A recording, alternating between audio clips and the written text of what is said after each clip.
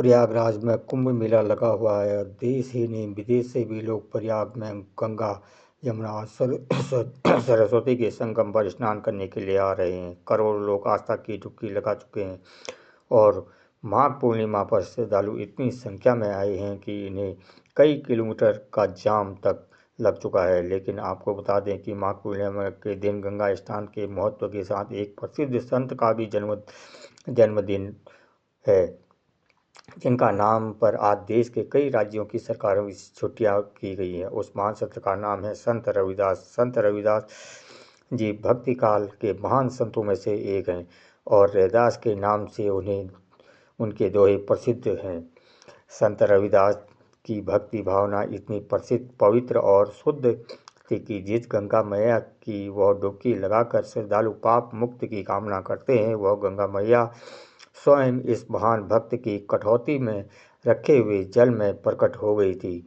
जल भी कैसा था, तो जिसमें संत रविदास जी चमड़े को धोकर जूते तैयार करते थे, उसी जल में गंगा मैया प्रकट हो गई थी। और उस समय ही रविदास ने यह दोहा रचा था, मन चंका तो कठौती में गंगा। इस दोहे के साथ कठौती में गंगा मैया के प्रकट होने की भी अपनी एक रोचक कथा है। एक बार रैदास जी के गांव में एक राहगीर गंगा स्नान करने जा रहे थे। जाते समय वह रविदास के पास अपना जूता ठीक करवाने आए और जूता ठीक करने के बदले उनको कुछ पैसा देने लगे। रविदास को बातों बातों में पता चला कि राहगीर गंगा स्नान के लिए जा रहे हैं, तो उन्होंने कहा कि यह मुझे पता मत दीजिए, आप गंगा स्नान के बाद मेरी ओर से गंगा मैया को भेंट कर दीजिए। राहगीर ने ऐसा ही किया। गंगा स्नान के बाद उन्होंने कहा कि हे गंगा मैया, रैदास की तरफ से यह मुद्रा आप स्वीकार करें। तभी एक हाथ गंगा में बाहर आया और वह मुद्रा लेकर एक सोने का कंगन राहगीर को दे दिया। लौटते समय राहगीर के मन में लालच आ गया और उसने धन के लोभ में वह कंगन राजा को दे दिया। राजा ने इस कंगन को अपनी रानी को दिया। रानी ने कंगन का दूसरा जोड़ा भी मांगा। अब राजा ने उस राहगीर से कहा कि जैसे यह कंगन है वैसा ही दूसरा कंगन नहीं मिला तो उन्हें दंड मिलेगा।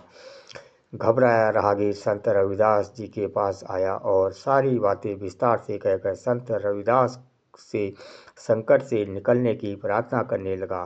संत रविदास ने कहा, कोई बात नहीं, तुमने मुझे बताए बिना यह सब किया, लेकिन घबराओ मत, तुम्हारे लिए अभी दूसरा कंगन की व्यवस्था करता हूँ। संत रविदास जी ने वहीं गंगा माता का ध्यान किया तो जिस कठौती में वह चमड़ा डालते थे, उसी कठौती में कंगन को दूसरा जोड़ा प्रकट हो गया। इसके बाद से ही यह दोहा प्रसिद्ध है कि मन चंगा तो कठौती में गंगा, यानी जिसका मन शुद्ध है तो अंदर से निर्मल है, उसके लिए हर जल में गंगा माता का आशीर्वाद है। और जो उस राहगीर की तरह गंगा नहाकर भी अंदर से मैला है, उसके लिए तो गंगा नहाने पर भी मुक्ति का द्वार बंद है। इसलिए संत रविदास का संदेश है कि गंगा में नहाएं तो बाहर के मैल ही नहीं, अंदर के मैल को भी धोकर आत्मा से शुद्ध बने।